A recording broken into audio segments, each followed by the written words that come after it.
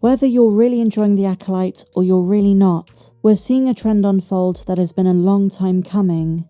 But is it correlated? And we spoke about it during the Ahsoka show, but this time, it's reaching an especially hot spike. It's no secret, viewership, and perhaps interest in the Star Wars brand generally, has been seeing something of a decline in recent years. There are definitely times where there has been some interest, but especially since 2022 after Kenobi and Book of Boba Fett, there has been an overall undeniable downward trend in interest. If you compare, for example, the hype in the fandom before the Mandalorian second season to the third, it's unbelievable. This has also impacted much of the project since Ahsoka's first season, Mando season 3, and now The Acolyte. I think with this series though there are some other external factors and we'll talk about those in just a moment. Some have theorized it's the quality of certain series which Disney had to get right, and it didn't. While others think Star Wars needs a return to the big screen to reinvigorate the broader fan base and to become relevant once again in the pop culture zeitgeist.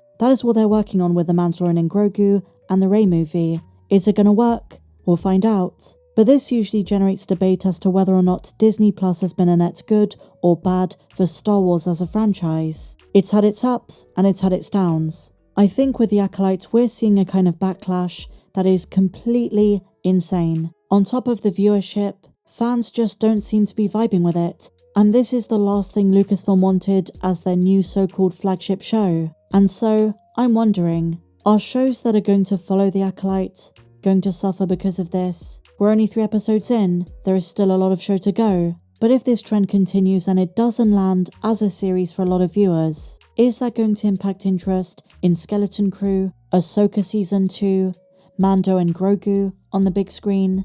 Is it going to keep getting worse? Are fans going to keep walking away? I say this because there are those who already made their mind up about The Acolyte before the series dropped, but I'm seeing something unprecedented from those who are typically very excited for new projects. For so many who are hyped about The Acolyte, it's just not working for them.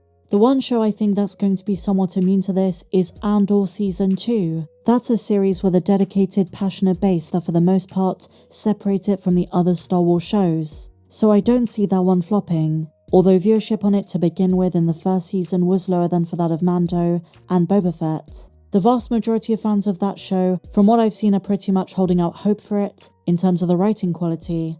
Is The Acolyte going to impact the interest, the viewership of future projects, or is it an isolated case of an especially negative reaction based on the showrunner and other factors away from just the story? And is everything else like the Mandoverse going to return to normal viewership? Or is this going to have a negative impact? I think that's going to be a very important question, but it's definitely worth asking at this stage, as we're getting into the 4th episode and the halfway mark of Season 1. But as I say, I don't think this is what Disney and Lucasfilm especially wanted. And I don't think it's an exaggeration to say The Acolyte has been the most divisive live-action Star Wars series so far. And if you don't think so, you might want to be paying attention to what's going on in the fandom. And as you would expect, fans are taking to various sites like Rotten Tomatoes, IMDb, you name it, to express how they feel, and there is a lot of dissent and dismay. But in reviewing negative verdicts, some people have made a massive error. 2 unrelated projects are accidentally being review bombed for being mistaken for the Disney Plus show. The John Hewitt crime drama from 2008 called Acolytes, and a Star Wars fan film that shares the name with the Leslie Headland show from 2022, are unfortunately the victims of 1-star review bombs, simply for being titled similar things to The Acolyte. So when fans looked this up, they didn't double check they were reviewing the right project, and so a huge mistake was made. This has garnered a lot of attention from various outlets including SFF Gazette. They said this: as we write this, The Acolyte sits at a certified fresh 84% on Rotten Tomatoes. But the percentage is based on verdicts from critics and not fans. The 2 numbers certainly differ. And you know guys, just stepping away from this for just a moment, this is why I said it's very similar to The Last Jedi. Critics absolutely praising a project, and fans disagreeing.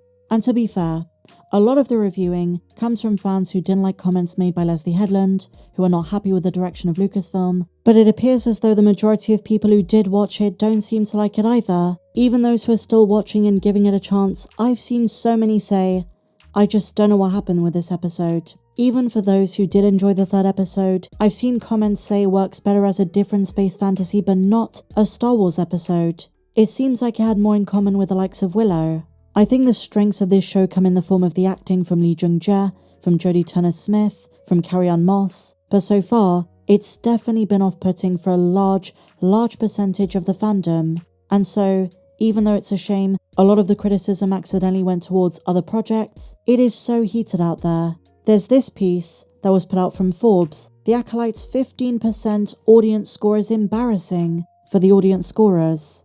And, as I said, huge disparity between the media who saw this as a big departure for Star Wars: A Brand New Horizon, and fans who just didn't connect with it.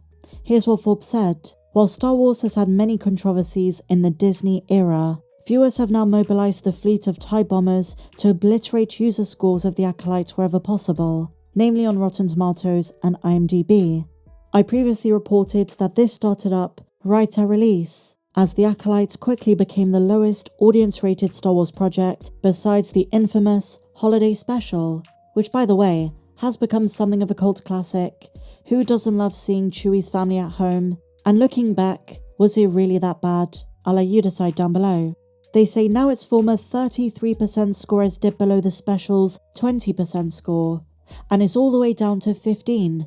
Okay, so I said 16 earlier, but now it's gone down to 15. Maybe even lower by the time you're watching this video. And you know, a lot of the media wants to brand everyone who disliked The Acolyte as some kind of hater, but there are absolutely fans out there that I've seen review the show who had such high hopes, who went in, they didn't necessarily care about Leslie Headland's view on things, what she said about George Lucas, and they just wanted to enjoy a Sith-oriented series, and even those fans are now turning on it. We're only 3 episodes in, and you know, I've put forward theory videos and I've said there is absolutely a chance they turn this around. The next episode could surprise everyone, and by the way, I think it is going to, for better or for worse. But this is the predicament we find ourselves in. Whether it's the plots being a bit of a convoluted mess, whether it's the fact fans didn't like the last episode was entirely flashback based, whether it's the fact a lot of previously established canon has been stepped on in the minds of a lot of viewers, there are many issues that make this the most divisive show to date, whichever way you want to cut it. The first 3 episodes haven't really captivated me, but I'm still gonna hold out hope. But as SFF Gazette rightly say, some legitimately don't like the series, as is their right. You know, regardless of your opinion on The Acolyte, it's so sad and really ridiculous these unrelated projects have to receive backlash because their titles are similar.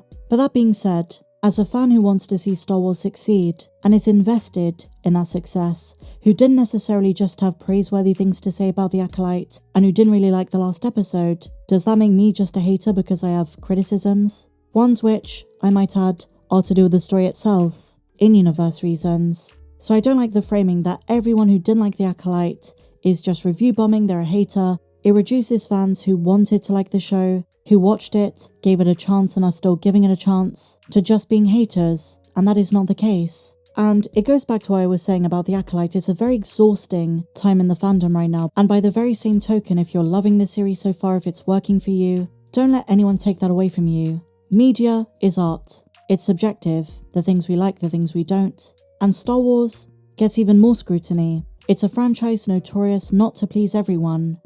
We've had divisions with the special editions, with the Ewoks, with the prequel trilogy, the sequel trilogy, Mando Season 3, Book of Boba Fett, Kenobi, and now The Acolyte. Love it with all your heart. I'm so glad you're having an amazing time, and if you don't, that's perfectly fine too. Let's just be good to one another.